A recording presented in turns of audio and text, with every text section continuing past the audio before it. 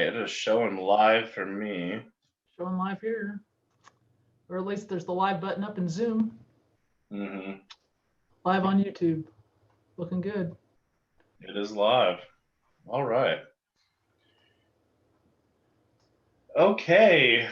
Looks like we're live on YouTube. We're going to go ahead and start our public presentation where we're at on the park master plan for Riddle Point Park. I'd like to thank everybody that responded to our responses. I have online with us Deb Schmucker with Cornerstone PDS. Thank you, Deb, for helping us work on the project so far, and she'll be presenting a lot of the information today. We did have our survey online running from May 13th to August 3rd. We had 201 responses. So I'd really like to thank everybody for that. And utilizing your data is really how we came up with the improvements that we'd like to see in the park. So without too much of an introduction, Deb, I'll go ahead and throw this over to you and we can get started on what we're looking at and what we're doing. Okay, well, I'm going to share my screen here and we'll flip over to the PowerPoint. Make sure it comes up there. All right, here we go. Well, greetings, everyone. So as Adam mentioned earlier, we spent the better part of the summer collecting survey information and data. And we used your answers, and for those of you who responded, to help us inform us of some of the opportunities as we looked at how to renovate the existing park. So just to start off real quick, I want to kind of just go through a little bit of a quick analysis of the existing park as we have it today. And as you see it there in the picture, you can see that here's in general the park proper, the beach area, the boat ramp, the existing gatehouse, kind of some of the overflow parking. Here's the island section. And again, the picnic area. So this particular information just shows the general water depth. It's about 5 feet roughly or so over in the inlet and near the boat launch area. It obviously gets deeper as you go around the island area. The beach area, 3 to 7 feet, and quickly as you head a little bit south goes 12. North is up on this, but north will shift here in a little bit on a couple of the others just in order to get more information on our screen here. This particular information is about the FEMA flood zone. And that just shows we're in a 100-year storm situation. And you can start to see, again, here's the existing boat launch. Here's the existing park office. How far back it's anticipated that the water could rise.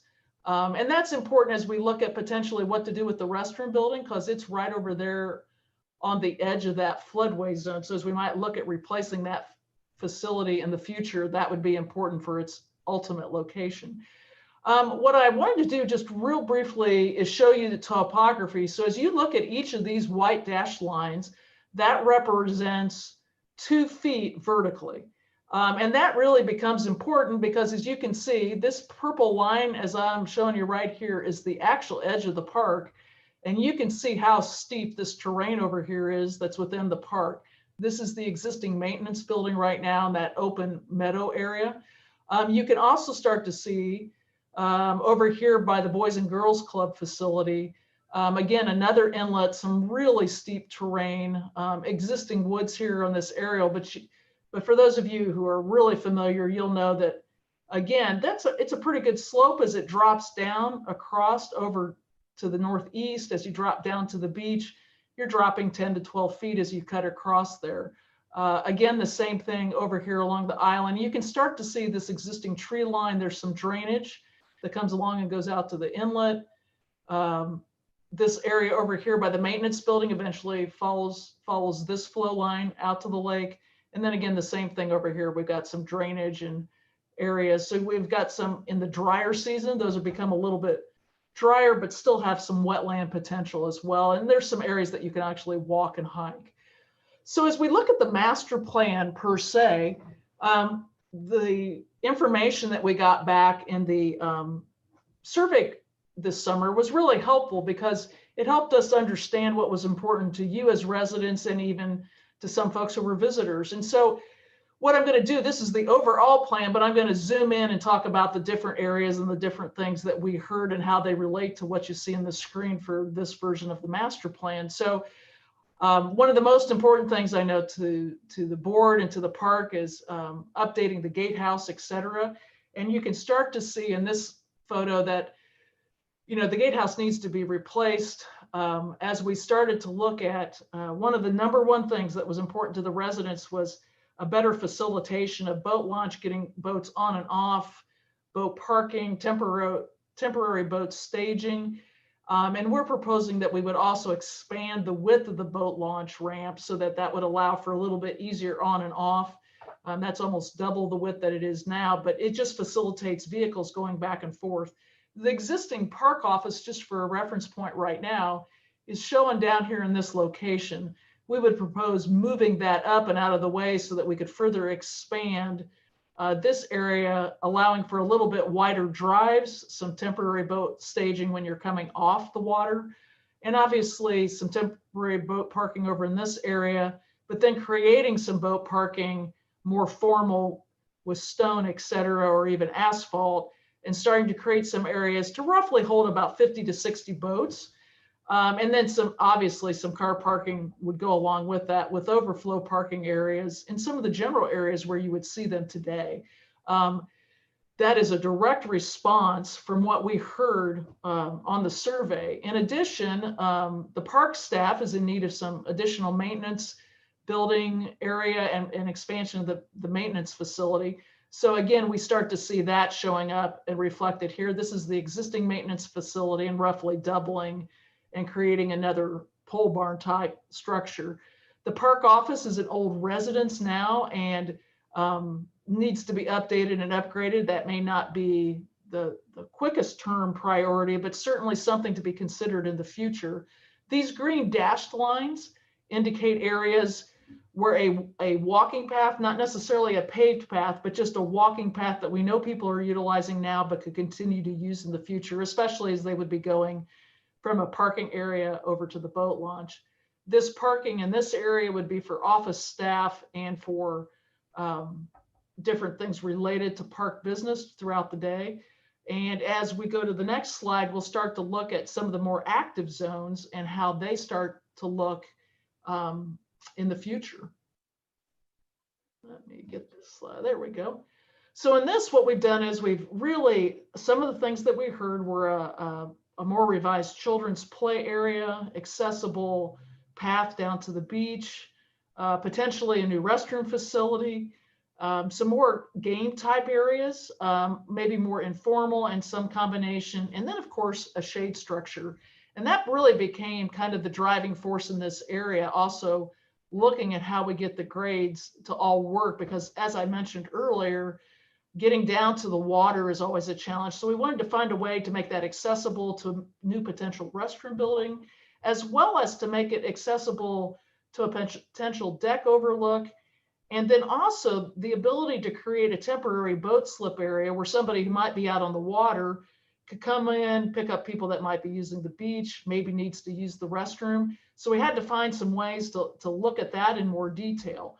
And so as we looked at that, we realized that the restroom was in generally a pretty good location, but we needed to work through, maybe shove it up the slope a little bit. So we know that we've got a hillside here. So we created some steps for those who are able-bodied, but then we started to look at, if we extend this ramp, maximize it coming down to the water, we can then start to create a deck that would overlook and go out over the water. But we also could create an accessible path then over to and around the beach. Because shade is such a premium, we looked at an opportunity to create a potential revenue source. These are smaller 15 by 15 shade type units that could be rented. And then you'll see a different version of some of those that would be up potentially around the play area, around the existing and new and future game area that could be shuffleboard, horseshoes, tables, that kind of thing. The two existing facilities that are right up there now between the existing shelter need some renovation. And we heard a lot about opening up that shelter, really making it open to the public, enlarging and creating a patio and picnic area that could be adjacent to the children's area. So it could be used either by somebody who might be renting the shelter house or even just utilizing the children's play area. And then obviously renovating the existing volleyball court.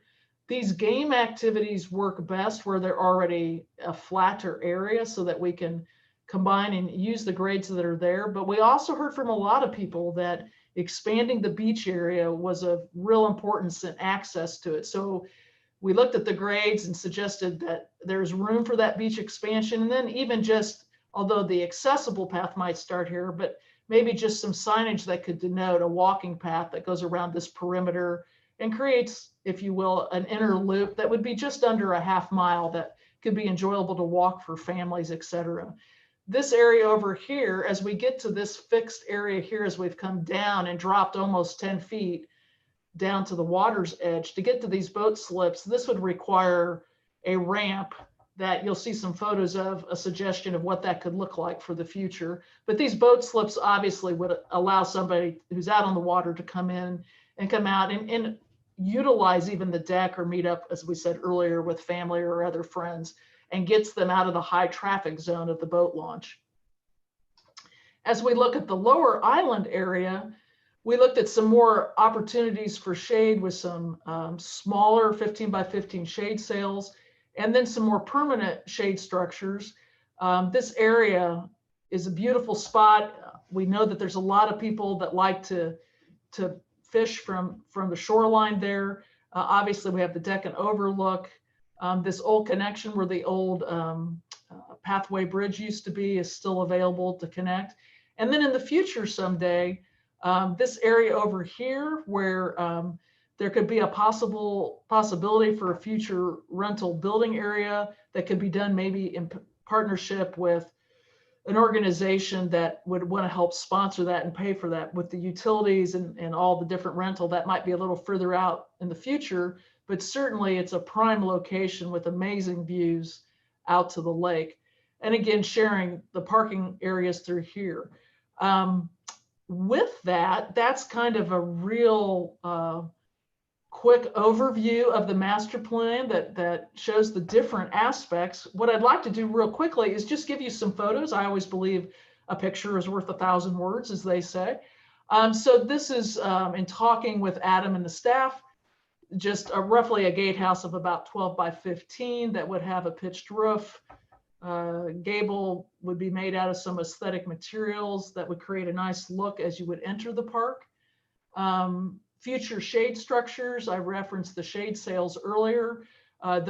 This particular one is square with 3, and then this taller point here, that pole is about 12 feet high in comparison to these 8-foot high poles. So they can be made with different colors. You can brighten the area. The locations on the drawings were intentional to keep those down lower so that you could look out across them if you were up at the existing shelter house. And again, then as we just think about future picnic shelters, something that's attractive, captures the natural environment, and doesn't block any views, but really starts to create an architectural component. This particular slide, this photograph actually incorporates a couple of different things, potential game tables. It could even be something as simple as a putting green, shade areas, picnic areas. So that was just a kind of combination picture that kind of described, as we mentioned earlier, a gangway would be necessary getting down to the water from the proposed accessible area to get to the future boat slips. This shows the boat slip area. This one shows even a floating dock that you could fish from or observe from. And this is just another photo of one of those types of systems. The play areas in and of themselves, your play equipment can be much more nature oriented. It can be a little more contemporary. And this is just a combination potential. We heard some people who like the idea of a pickleball court, maybe volleyball, maybe basketball. And this just indicates some different options. A half court probably would be the best solution if we went basketball. But again, this starts to show you that you can combine those types of uses in one area and not have to take up a full basketball court or a full volleyball court or a combination thereof. And again, then just various kinds of recreation amenities. Disc golf is one. There could be some different holes laid out that those who wanted to play, maybe not a full 9-hole course, but at least you could encourage that. And then obviously ping pong, so there's a bocce ball court, but just different types that multi-generations can play with.